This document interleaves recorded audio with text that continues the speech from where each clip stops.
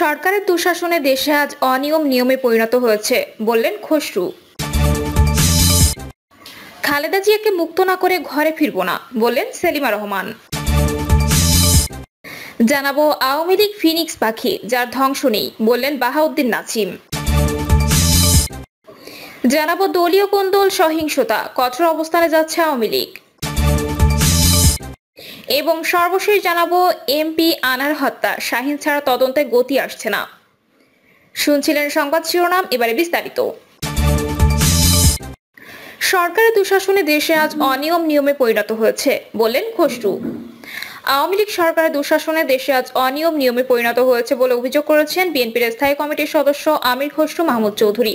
এর জন্য প্রতিরোধ কর্তব্য হয়ে দাঁড়িয়েছে বলেও মন্তব্য করেন তিনি। ক্ষমতাসীনদের সমালোচনা করে আমির খসরু বলেন, বাংলাদেশে আজ আইনের শাসন নেই, ভোটাধিকার নেই, বাক স্বাধীনতা নেই, মানবাধিকার নেই, জীবনের নিরাপত্তা নেই। এখানে অন্যায় অনিয়ম আজ নিয়মে আইনে পরিণত হয়েছে।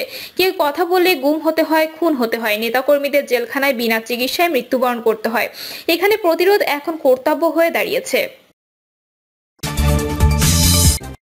খালেদা জিয়াকে মুক্ত না করে ঘরে ফিরব না বললেন সেলিমা রহমান। বিএনপি চেয়ারপারসন খালেদা জিয়ার মুক্তির দাবিতে নতুন করে লড়াই শুরু হয়েছে বলে জানিয়েছেন দলের স্থায়ী কমিটির সদস্য সেলিমা রহমান। খালেদা জিয়াকে মুক্ত করা ছাড়া ঘরে ফিরে না যাওয়ার প্রত্যয় ব্যক্ত করে তিনি বলেন, এই লক্ষ্যে আজ নেতাকর্মীদের শপথ নিতে হবে, আমাদের ঐক্যবদ্ধভাবে এই লড়াই করতে হবে। খালেদা জিয়াকে গণতন্ত্র ও উন্নয়নের প্রতীক হিসেবে অভিহিত করে সেলিমা রহমান বলেন, খালেদা জিয়া আজ কারাবন্দী, তার মুক্তির দাবিতে নতুন করে লড়াই শুরু হয়েছে। ঐক্যবদ্ধভাবে আমাদের এ লড়াই করতে হবে, আমাদের শপথ নিতে হবে, খালেদা জিয়াকে মুক্ত করা ছাড়া আমাদের ঘরে ফিরে যাব না। আওয়ামী লীগ ফিনিক্স পাখি যার ধ্বংস নেই বললেন বাহাউদ্দিন নাছিম। আওয়ামী লীগের যুগ্ম সাধারণ সম্পাদক ও ঢাকা ৮ আসনের সংসদ সদস্য আফামা বাহাউদ্দিন নাছিম বলেছেন, আওয়ামী লীগ হলো ফিনিক্স পাখি যার কোনো ধ্বংস নেই।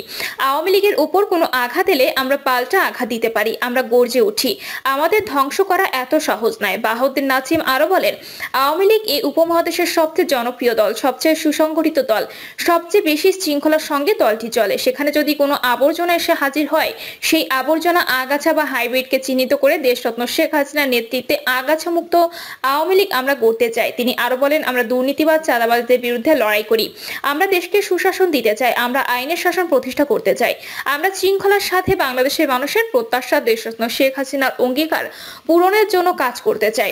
বিএনপি জামায়াতে দুর্নীতিবাজরা দুর্নীতি করে লন্ডনের সম্পদের পাহাড় করেছে মন্তব্য করে তিনি আরো বলেন, তারা এখন লন্ডনে বসে বাংলাদেশের গণতন্ত্র এবং বাংলাদেশের মানুষের অধিকারকে তারা খর্ব করতে চায়।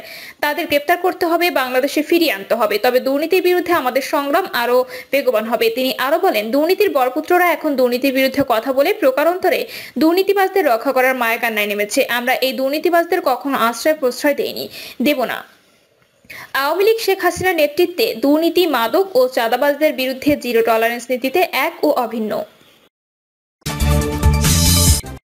দলীয় কোন্দল সহিংসতা কঠোর অবস্থানে যাচ্ছে আওয়ামী লীগ। আওয়ামী লীগ দলীয় কোন্দল এবং সেখান থেকে সহিংসতা ক্রমশ ছড়িয়ে পড়ছে সারা দেশে। আর এ বিষয়ে অবশেষে কঠোর হতে যাচ্ছে আওয়ামী লীগ। আওয়ামী লীগের শীর্ষস্থানীয় নেতারা বলছেন, আওয়ামী লীগ সভাপতি প্রধানমন্ত্রী শেখ হাসিনা দলের ভেতর বিশৃঙ্খল অবস্থান নিয়ে অত্যন্ত বিরক্ত হয়েছেন এবং তিনি এগুলো দমনের জন্য কঠোর অবস্থান নেওয়ার জন্য ইতোমধ্যে নির্দেশ দিয়েছেন।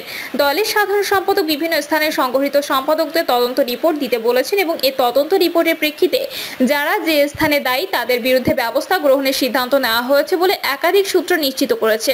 এছাড়া প্রধানমন্ত্রী দেশে ফেরার পরে আওয়ামী লীগের কেন্দ্রীয় কার্যনির্বাহী কমিটির বৈঠক অনুষ্ঠিত হবে এবং এই বৈঠকে এই বিষয়টি আলোচিত হবে বলে ধারণা করা হচ্ছে। সাম্প্রতিক সময়ে রাজশাহীর বাঘাতে যে ঘটনা ঘটেছে সেটি নিয়ে আওয়ামী লীগের হাইকমান্ড অত্যন্ত বিরক্ত। বিশেষ করে একজন এমপিকে ছাত্রলীগ এবং যুবলীগ কর্তৃক অবাঞ্ছিত ঘোষণা করার বিষয়টি আওয়ামী লীগের নেতৃবৃন্দ সহজভাবে নিতে পারেননি। আওয়ামী লীগের দায়িত্বশীল সূত্রগুলো বলছে এই ব্যাপারে ইতোমধ্যে খোঁজ খবর নেওয়া হচ্ছে এবং দায়ী ব্যক্তিদের বিরুদ্ধে ব্যবস্থা গ্রহণ করা হবে বলে জানা গেছে। সারা দেশে যেখানে বিশৃঙ্খলা হবে, যেখানে চেইন অফ কমান্ড ভাঙা হবে, সেখানে কঠোর অবস্থান গ্রহণ করার জন্য আওয়ামী লীগ সভাপতি ইতিমধ্যে নির্দেশ দিয়েছেন বলে জানা গেছে। উল্লেখ্য যে 7 জানুয়ারি নির্বাচনের আগে থেকেই আওয়ামী লীগের ভেতর কোন্দল ছড়িয়ে পড়তে থাকে। বিশেষ করে নির্বাচন উন্মুক্ত করে দেওয়ার পর আওয়ামী লীগ বনাম আওয়ামী লীগের লড়াই তীব্র হয়। এর সময় আওয়ামী লীগের যারা দলীয় প্রতীক পেয়েছেন এবং যারা স্বতন্ত্র হিসেবে দাঁড়াচ্ছেন তার মুখোমুখি অবস্থানে দাঁড়িয়ে যায়, একে অন্যের বিরুদ্ধে বিষোদ্গার করতে থাকেন এবং পরবর্তীতে তার সহিংসতা রূপ নেয়। নির্বাচনের পর আওয়ামী লীগের ভেতর এই বিরোধ আরো বাড়তে থাকে। আওয়ামী লীগ সভাপতি প্রধানমন্ত্রী শেখ হাসিনা কয়েক দফা এই বিরোধ নিষ্পত্তির জন্য আহ্বান জানান।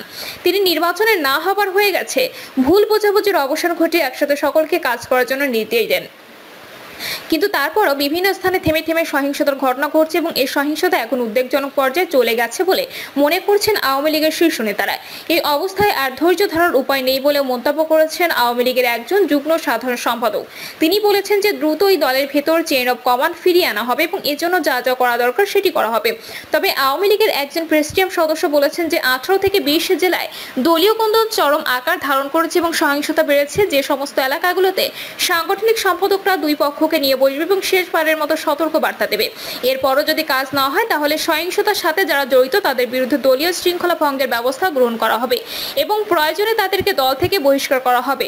সংশ্লিষ্ট সূত্রগুলো বলছে দলের গুরুত্বপূর্ণ নেতারাই যখন বিরোধে জড়িয়ে যান তখন সেটি দলের জন্য একটি খারাপ বার্তা বহন করে। সেরকম পরিস্থিতি এখন হয়েছে। তবে আওয়ামী লীগের নেতারা আশাবাদী। আওয়ামী লীগের নেতারা মনে করছেন বাজেট অধিবেশন এবং প্রধানমন্ত্রীর চীন সফরের পর এই পরিস্থিতিগুলোর দিকে নজরদারি বাড়ানো হবে এবং এই ধরনের সহিংসত ঘটনার বিরুদ্ধে আওয়ামী লীগ কঠোর অবস্থান গ্রহণ করবে। এমপি আনার হত্যা, শাহীন ছাড়া তদন্তে গতি আসছে না।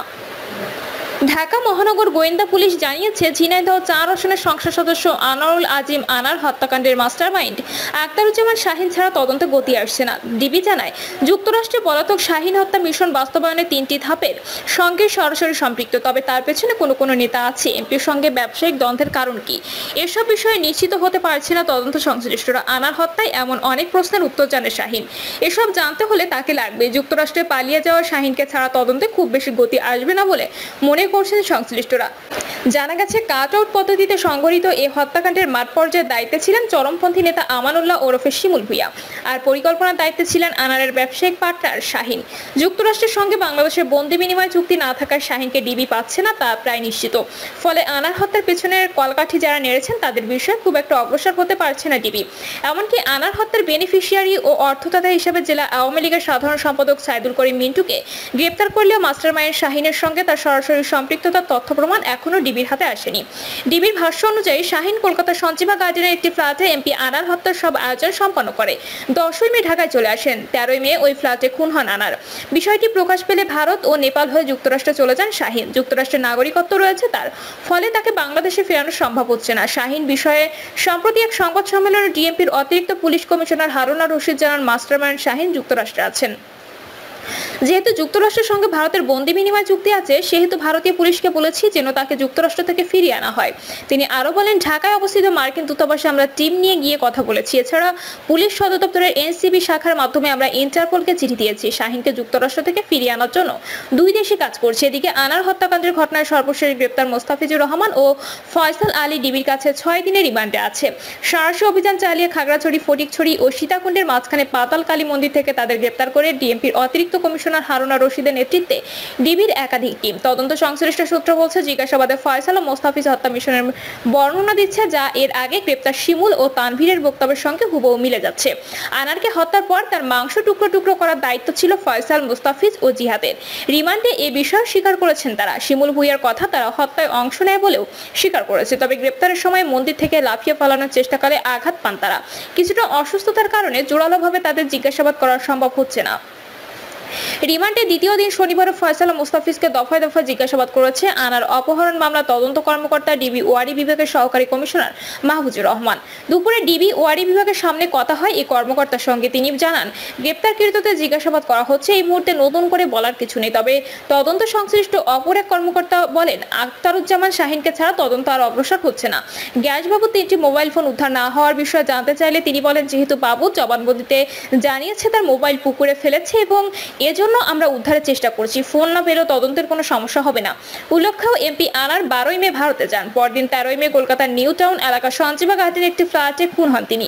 ঘটনাটি প্রকাশ্যে আসে 22শে মে। ওই দিন রাজধানীর শেরে বাংলা নগর থানায় আনারের মেয়ে ডরিন অজ্ঞাতনামা আসামিদের বিরুদ্ধে অপহরণ মামলা করেন। এছাড়া ভারতে একটি হত্যা মামলা হয়। দুই দেশের আইন শৃঙ্খলা বাহিনী ও হত্যাকাণ্ডে জড়িত থাকার দায়ে 9 জনকে গ্রেপ্তার করেছে।